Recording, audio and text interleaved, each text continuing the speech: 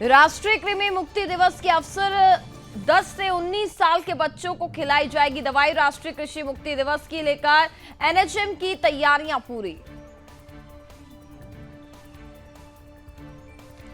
BJP संगठन महापर्व सदस्यता अभियान का आगाज। अल्पसंख्यक वोटर्स की सदस्यता दिलाएगी बीजेपी। पूरे देश में चलाया जा रहा सदस्यता अभियान। देहरादून में केदारनाथ उपचुनाव बीजेपी के लिए बड़ी चुनौती।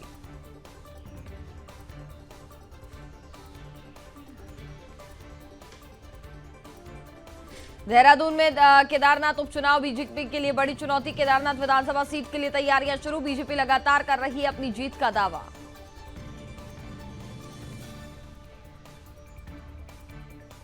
बागेश्वर में आशीष भटगाई ने जिले का कार्यभार संभाला। आईएएस आशीष की जिला अधिकारी के रूप में ली पहली तैनाती।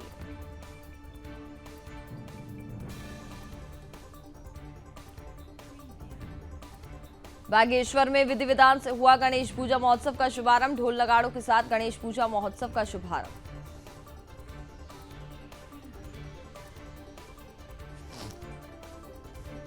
पौड़ी में धूमधाम से निकाली गई गणेश चतुर्थी की शोभा यात्रा। गणपति बप्पा मोरिया के जयकारों से गूंजा शहर। भक्तों ने प्रसाद ग्रहण कर लिया आशीर्वाद।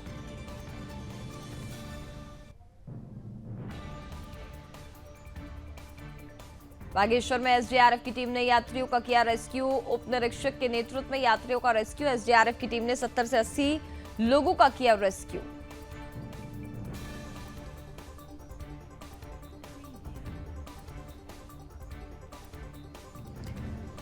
देहरादून में बीजेपी विधायक के भाई की गिरफ्तारी के बाद सियासत तेज। पूर्व मुख्यमंत्री ने आंतरिक सुरक्षा पर उठाए सवाल। मामले पर पूर्व सीएम राज्यपाल से करेंगे मुलाकात। टिहरी में पुलिस कप्तान आयुष अग्रवाल ने संभाला कार्यभार। कहा, नशे को खत्म करना होगी पहली प्राथमिकता।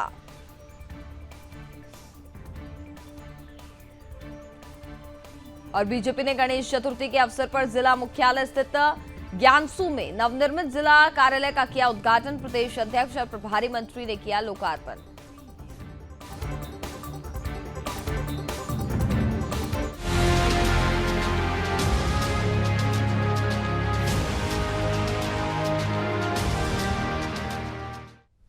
नमस्कार, मैं हूं आपके साथ कनिका अरोरा और आप देख रहे हैं सुदर्शन न्यूज। तो बुलेटिन में शुरुआत करेंगे उत्तराखंड की खबरों के साथ।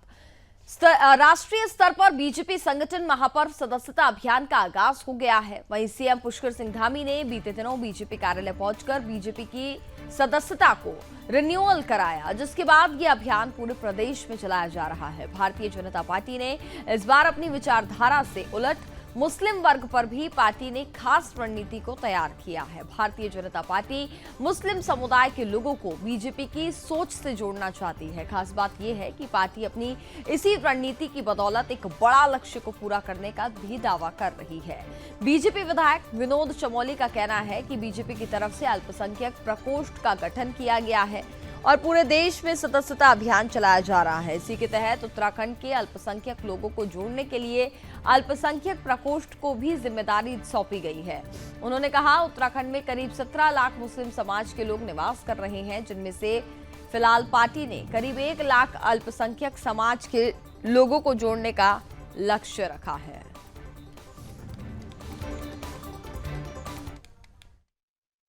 नहीं, ये पहले से ही है। हमारे पास एक अल्पसंख्यक प्रकोष्ठ है, बाकायदा मोर्चा है, और हमारे कुल 6 मोर्चों में से एक अल्पसंख्यक मोर्चा भी है जो बहुत सक्रियता के साथ काम करता है। तो हमेशा सदस्यता अभियान में सम्मिलित आज कोई नई चीज नहीं है। और बीजेपी ने सभी मोर्चों को टारगेट दिया, तो स्वाभाविक बात है वो भी हमारा एक मोर्चा, उसको भी टारगेट दिया, वो सदस्यता अभियान में हिस्सा लेंगे, सदस्यता होगी।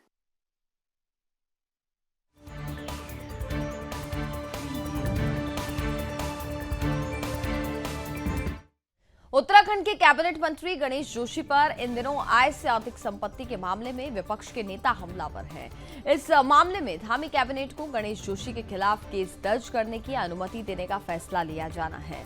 इसको लेकर जहां विपक्ष सरकार पर हमलावर है, तो वहीं पूर्व मुख्यमंत्री त्रिवेंद्र सिंह रावत ने भी पिछले दिनों सरकार से निष्पक्ष होकर नियमानुसार कार्रवाई करने की बात कही है। और अब इस मामले में गणेश जोशी ने बयान दिया है और उन्होंने कहा है कि जब भी मेरे खिलाफ इस तरह से कोई आरोप लगते हैं तो इसका मुझे फायदा होता है।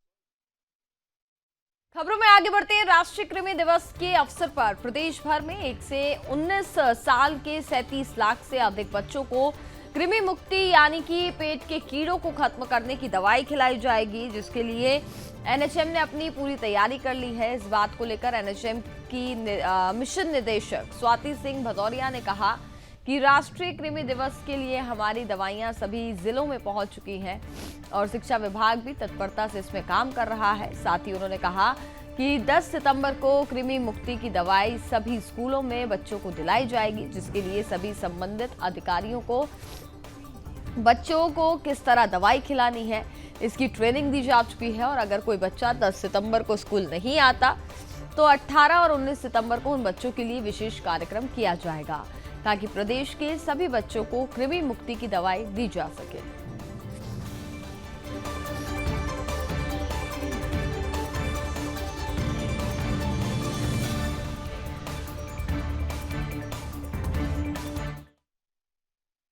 इसमें एक हम लोग की जो इंटर डिपार्टमेंटल स्टेक होल्डर्स की मीटिंग होती है वो ऑलरेडी कराई जा चुकी है 10-12 दिन पहले। तो सभी विभाग पूरे अलर्ट मोड पे हैं।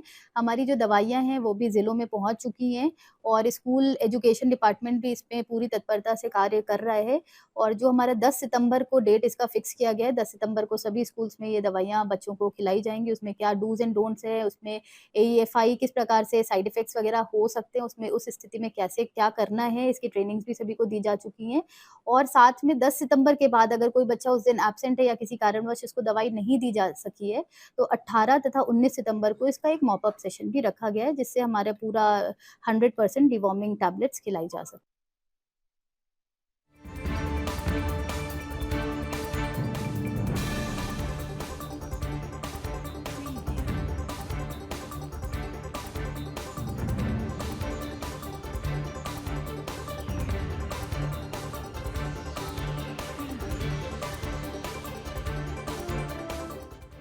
देहरादून में केदारनाथ विधानसभा सीट के उपचुनाव की घोषणा होना अभी बाकी है, लेकिन राजनीतिक दलों ने अपनी तैयारियां शुरू कर दी हैं।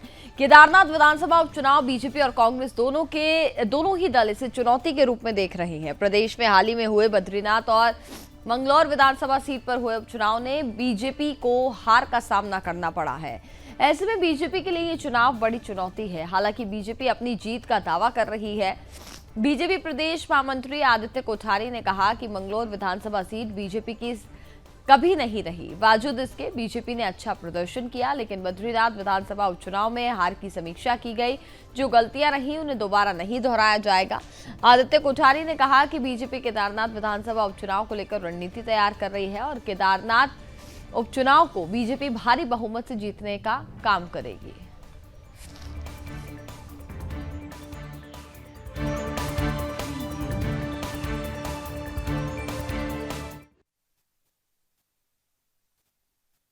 देखिए, प्रत्येक चुनाव में चुनौती तो रहती है, ये स्वाभाविक है, लेकिन कांग्रेस पार्टी गलतफहमी में है।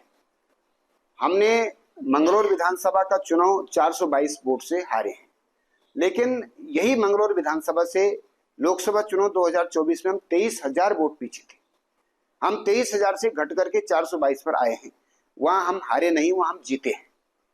बद्रीनाथ विधानसभा का जहां तक सवाल है, हमने वहां के हार के कारणों की समीक्षा की है और जो कमियां बद्रीनाथ विधानसभा में रही हैं वो कमियां केदारनाथ विधानसभा में नहीं रहेंगी। इस बात के लिए पार्टी ने पूरी रणनीति बनाई है और केदारनाथ विधानसभा को हम भारी बहुमत के साथ में चुनाव जीतेंगे। वहां का कार्यकर्ता कमर कस चुका है और वहां की जनता भी मन बना चुकी है, क्योंकि अभी हाल में जो वहां आपदा आई, उस आपदा में जिस तरह से मुख्यमंत्री पुष्कर सिंह धामी जी ने आपदा में रेस्क्यू का काम किया, लगभग 17,000 फंसे हुए तीर्थयात्रियों को वहां से निकाला सकुशल। वहां की जितनी दुकानें पूर्णतः बही थी उनको सरकार बहुत उनको प्राथमिक स्तर पर उनको मुआवजा देने की तैयारी कर रही है। लगभग 4,500 से अधिक घोड़ा खच्चर जो वहां फंसे हुए थे और उनका व्यवसाय खत्म हुआ है, उनके लिए भी सरकार जो है गंभीरता से विचार कर रही है कि उनको कैसे उनका जो नुकसान हुआ है उसकी भरपाई कैसे हो सकती है। वहां पर टेंट वाले हजारों लोग थे, उनमें बहुत सारे लोग ऐसे जिनको अत्यधिक नुकसान हुआ है, उनके नुकसान की भरपाई भी जो है राज्य सरकार करने की योजना बना रही है। यथाशीघ्र उसकी घोषणा भी हो जाएगी। तो भारतीय जनता पार्टी की जो राज्य सरकार है पूरी तरह से वहां के लोगों के साथ में है। इसलिए वहां की जनता इस बात को अच्छी तरह से समझती है कि क्षेत्र का जो हित है, क्षेत्र का जो विकास है, वो केवल और केवल भारतीय जनता पार्टी कर सकती है। इसको हम इस चुनाव में सिद्ध भी करेंगे।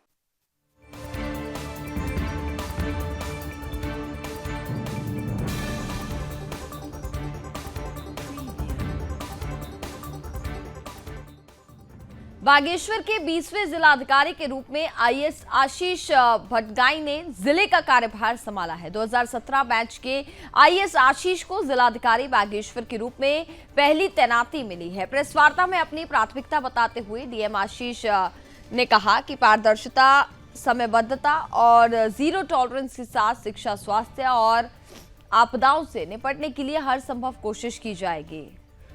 सरकार की योजनाओं को धरातल पर लाने की कोशिश की जाएगी, जिससे आम नागरिक को लाभ हो सके।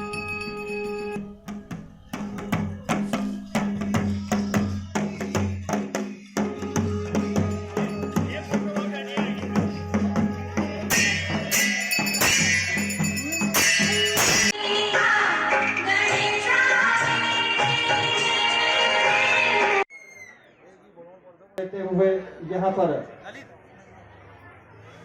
कार्यक्रम को आगे रविंद्रनाथ टैगोर अकेडमी बिरोना। भगवान श्री गणेश जी की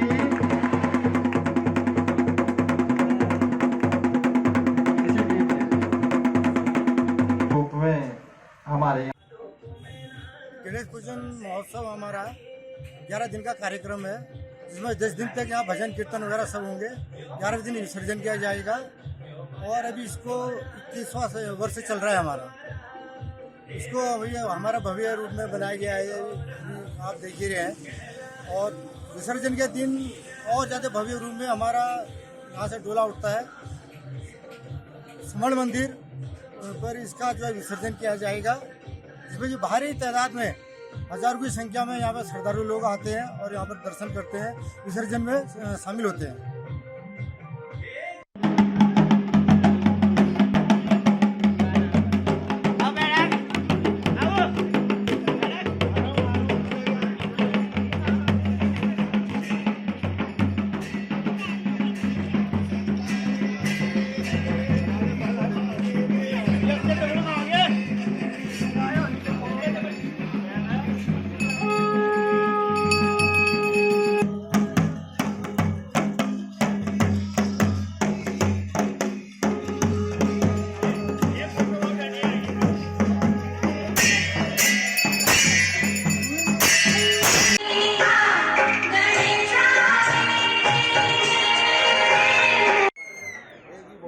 देते हुए यहाँ पर कार्यक्रम को पौड़ी में भी गणेश चतुर्थी महोत्सव धूमधाम से मनाने को लेकर भगवान गणेश की विशाल प्रतिमा लाने के बाद छोटी प्रतिमाओं को लेकर ढोल नगाड़ों के साथ शहर में शोभा यात्रा निकाली गई। इस दौरान सभी व्यापारियों और स्थानीय नागरिकों के साथ श्रद्धालुओं द्वारा लगाए गए गणपति बप्पा मोरिया के जयकारों से सारा शहर गूंज उठा। श्रद्धालुओं ने भगवान गणेश की शोभा यात्रा पर पुष्प वर्षा की। भक्तों ने इस दौरान गणेश भगवान के दर्शन और कर प्रसाद और आशीर्वाद दिया।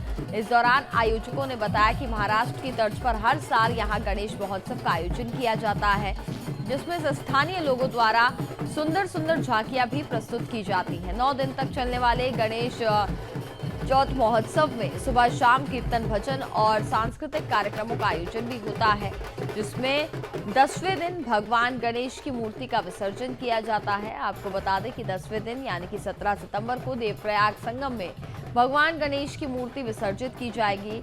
गणेश महोत्सव के अवसर पर लोगों में काफी उत्साह देखने को मिला है। लोगों का कहना है कि 9 दिनों तक भगवान गणेश का धरती पर वास होता है, यानी भगवान गणेश हम लोगों के बीच में ही रहते हैं, इसलिए लोग उसे काफी श्रद्धा और उत्साह के साथ मनाते हैं।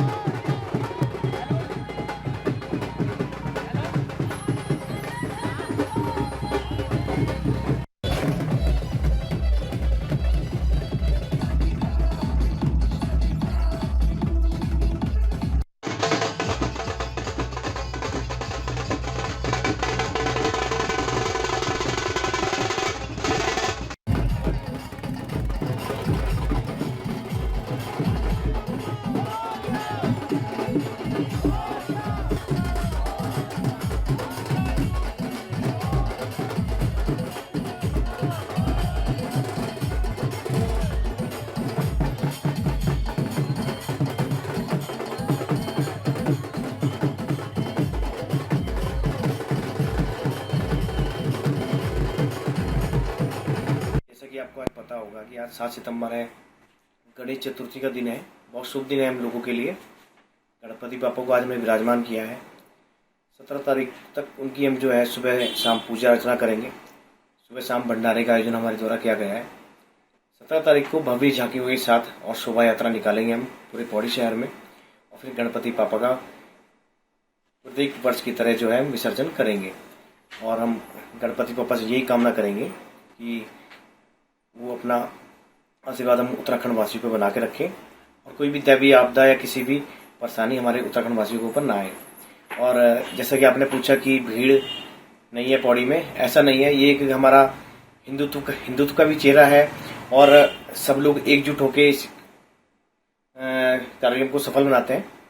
और भगवान का शोभा यात्रा है, इसमें भीड़ का किसी को बुलाना ना बुलाना ये कोई औचित्य नहीं है।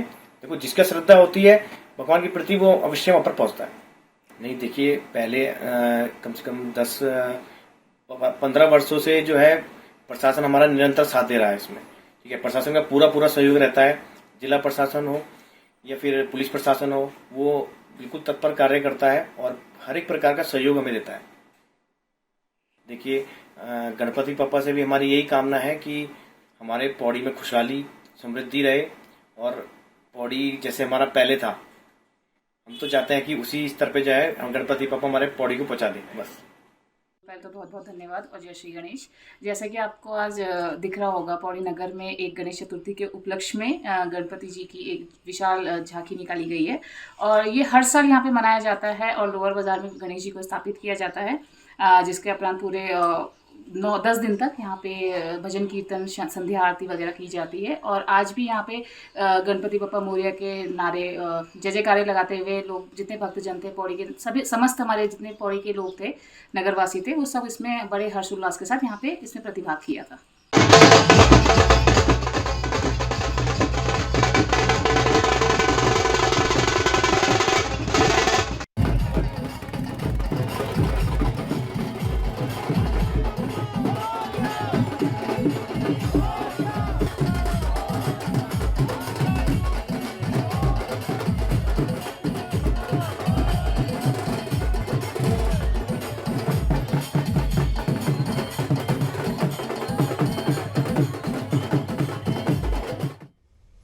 बागेश्वर में शनिवार को एसडीआरएफ टीम को सूचना मिली कि गासू नामक स्थान पर पहाड़ी से पत्थर गिर रहे हैं और दोनों ओर कुछ यात्री फंसे हैं, जिसमें रेस्क्यू के लिए एसडीआरएफ टीम की आवश्यकता है। जैसे ही मामले की जानकारी एसडीआरएफ टीम को मिली, वैसे ही पोस्ट कपकोट से उप निरीक्षक राजेंद्र रावत के नेतृत्व में रेस्क्यू टीम तुरंत तत्काल घटनास्थल के लिए रवाना हुई। घटनास्थल पर पहुंचने के बाद एसडीआरएफ टीम ने देखा कि गासू नामक स्थान पर पहाड़ी से लगातार बड़े बड़े पत्थर गिर रहे थे और स्लाइडिंग जोन के दोनों तरफ लगभग 70 से 80 लोग फंसे हुए थे, जिसके बाद टीम द्वारा त्वरित कार्रवाई करते हुए जंगल के रास्ते से वैकल्पिक मार्ग द्वारा सभी लोगों को सुरक्षित अपने अपने गंतव्य मार्ग तक पहुंचाया गया।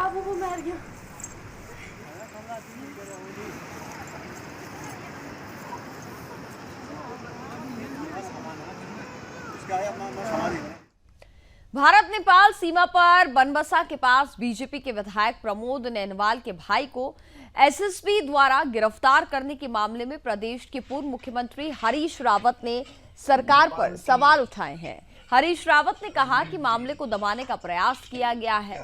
आंतरिक सुरक्षा का मुद्दा बड़ा मुद्दा है। हरीश रावत ने कहा कि आंतरिक सुरक्षा और राज्य के सामाजिक विशेषज्ञ है ना, मैं खाली कभी कभी वाला हूँ, तो मैंने इसलिए ये 2 मिनट सवाल रखिए, प्रेस कॉन्फ्रेंस में प्रतिबंध लगवा रखी जी, मैं दोहरा दूं इसी में।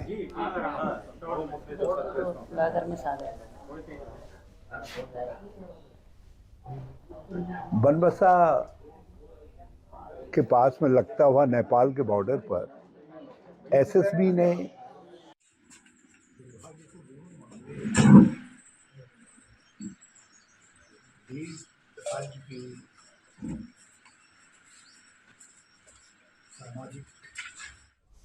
टिहरी जिले के नवनियुक्त पुलिस कप्तान आयुष अग्रवाल ने पदभार संभाल लिया है। इसी बीच उन्होंने बताया कि नशे के कारोबार को जड़ से खत्म करना उनकी पहली प्राथमिकता है। नशे के खिलाफ अभियान को सफल बनाने के लिए आम जनता का सहयोग आवश्यक है। अगर कोई व्यक्ति नशा तस्करों या नशे से जुड़ी गतिविधियों के बारे में जानकारी रखता है तो वह पुलिस को तुरंत सूचित कर सकता है। एसएसपी आयुष अग्रवाल ने कहा कि अगर कोई संदिग्ध ईमेल, मैसेज या कॉल प्राप्त हो तो उसकी जानकारी तुरंत पुलिस को दी जाए। महिलाओं और बच्चों की सुरक्षा को लेकर भी जागरूकता फैलाने का काम किया जाएगा। उन्होंने ये भी कहा कि उनकी टीम कानून व्यवस्था बनाए रखने के लिए हर संभव प्रयास करेगी और सुनिश्चित करेगी कि टिहरी जिले में शांति और सुरक्षा बनी रहे।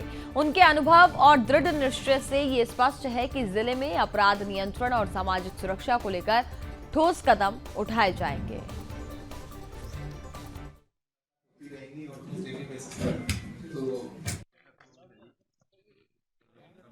आज मैंने टिहरी जिले के पुलिस अधीक्षक के रूप में कार्यभार ग्रहण किया है और जो प्राथमिकताओं की बात की जाए तो महिला सुरक्षा सबसे पहली प्राथमिकता रहेगी। कोई भी अगर इस तरह का मामला आता है महिला अपराध से संबंधित, उसमें त्वरित कार्रवाई की जाए, न्यायपूर्ण कार्रवाई की जाए, ये मेरा प्राथमिकता में रहेगा। जो दूसरी बड़ी समस्या है वो ट्रैफिक को लेकर है, स्पेशली जो हमारा प्लेन एरिया है, मुनिकीरी रेती का क्षेत्र है, क्योंकि काफ़ी बड़ी संख्या में टूरिस्ट यहाँ पर आते हैं और जिस कारण से ट्रैफिक की समस्या होती है। तो उसके लिए सभी विभागों से समन्वय करके उसका जो भी सॉल्यूशन बेस्ट पॉसिबल है वो किया जाएगा, लगाया जाएगा। नशे की समस्या भी रहती है, कुछ सप्लाईज वगैरह नेटवर्क रहता है, तो उसको भी आइडेंटिफाई करके उस पर काम किया जाएगा। और जो नया प्रकार का अपराध, साइबर अपराध चल रहा है, जिसमें कि विक्टिम कहीं का भी हो सकता है, तो इवन हम लोग जैसे बात करते हैं कि पहाड़ों में भी काफ़ी लोग इस प्रकार के विक्टिम बन रहे हैं, तो उनको कैसे त्वरित न्याय दिलाया जाए, उनका पैसा वापस दिलाया जाए और जो भी अपराधी हैं इनको पकड़कर वैधानिक कार्रवाई की जाए, इस पर मेरा फोकस रहेगा। समय लगेगा, लेकिन जैसे हमारी मुलाकात होती रहेगी और डेली बेसिस पर तो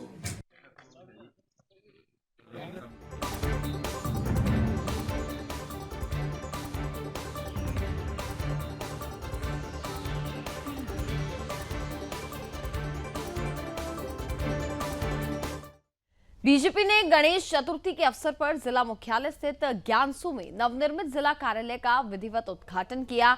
इस उद्घाटन समारोह में बतौर मुख्य अतिथि शामिल हुए पार्टी के प्रदेश अध्यक्ष सांसद महेंद्र भट्ट ने कहा कि पार्टी कार्यालय कार्यकर्ताओं का भविष्य बनाने के साथ ही नए कार्यकर्ता बनाने में भी मददगार साबित होगा। उन्होंने कहा कि इससे बेहतर कार्य करने की शैली भी विकसित होगी। नवनिर्मित जिला कार्यालय का विधिवत मंत्रोच्चारण, हवन, पूजन के साथ बीजेपी प्रदेश अध्यक्ष महेंद्र भट्ट, जिले के प्रभारी मंत्री प्रेमचंद अग्रवाल, मीडिया प्रभारी मनवीर चौहान ने संयुक्त रूप से उद्घाटन किया। इस दौरान कई बीजेपी कार्यकर्ता मौजूद रहे। इस अवसर पर बीजेपी जिला अध्यक्ष सत्येंद्र राणा ने कहा कि उत्तरकाशी जिले में पार्टी के पास अपना कार्यालय नहीं था और अब कार्यालय बनने से कार्यकर्ताओं और संगठन के कार्य को गति मिलेगी। उन्होंने बताया कि कार्यालय को आधुनिक सुविधाओं से सुसज्जित किया गया है।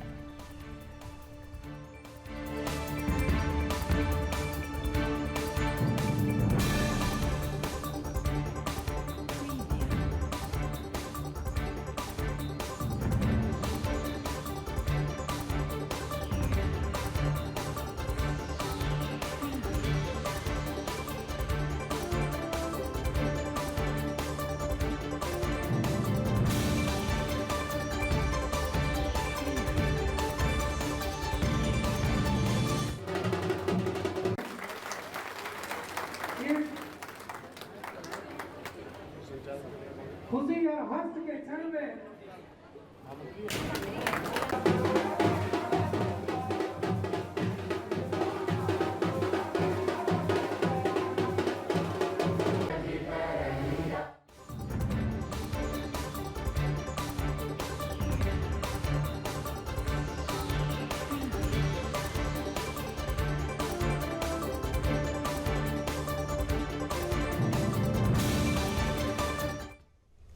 खबरों में आगे बढ़ेंगे। हरिद्वार की ज्वालापुर कोतवाली क्षेत्र के ज्वेलर्स शोरूम में दिन दहाड़े हुई डकैती के खुलासे को लेकर अब संतों ने मोर्चा खोल दिया है। बीते शनिवार को घटना के जल्द खुलासे की मांग करते हुए संतों ने धरना प्रदर्शन किया।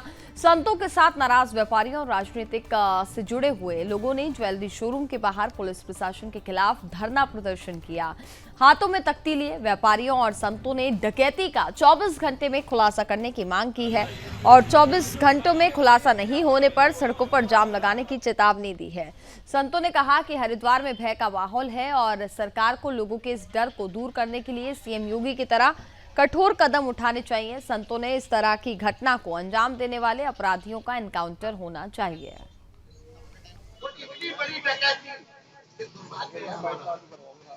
उस परिवार पे क्या गुजरती होगी। जो व्यापारियों में आक्रोश है, उन्होंने आज यहाँ धरना देके अपना आक्रोश व्यक्त किया है, जिसमें पुलिस के द्वारा आप लोगों को मैं ये बताना चाहूँगी, इसमें भरसक प्रयास किया जा रहा है इस मुद्दे के खुलासे में, और हम ये आश्वासन देते हैं कि इसकी नौबत नहीं आएगी कि इनको दिल्ली कूच करना पड़े। इसका जल्द से जल्द खुलासा हो। कड़ियों से कड़ियाँ जुड़ रही हैं और कुछ ही दिवस में मेरे को लगता है कि पुलिस के पास एक अच्छी लीड हो। पिछले 7 दिन से इस बालाजी ज्वेलर्स पर डकैती पड़ी और उसके बाद भी आज तक दोषी नहीं पकड़े गए और किसी प्रकार की इसमें कार्रवाई होता हुआ दिख नहीं रहा है, जिससे वास्तव में पूरा संत समाज भी दुखी है। क्योंकि ये घटना केवल बालाजी ज्वेलर्स का नहीं है, ये घटना पूरा हरिद्वार के लिए एक सबक है कि अगर इस सबक के बाद भी हम जागे नहीं तो इसी प्रकार के नुकसान हमें झेलते रहना पड़ेगा। और उसके इतनी बड़ी घटना होने के बाद दोबारा से फिर घटना आज रात को फिर इस प्रकार की वारदात हो गई है, तो इसमें पुलिस प्रशासन क्या कर रहा है और शासन प्रशासन क्या कर रहा है। इतनी बड़ी घटना होने के बाद भी अगर आप सबक नहीं ले रहे हैं, आप जाग नहीं रहे हैं, तो कब जागेंगे? जब पूरा शहर लुट जाएगा उसके बाद जागेंगे। हरिद्वार जैसे जहाँ अनादिकाल से देवताओं का निवास रहता हो, संत समाज यहाँ साधनाएं करती हो, भजन करता हो, जहाँ शांति का चयन से पूरे विश्व। और इसी के साथ फिलहाल इस बुलेटिन में बस इतना ही। आप देखते रहिए सुदर्शन न्यूज। नमस्कार।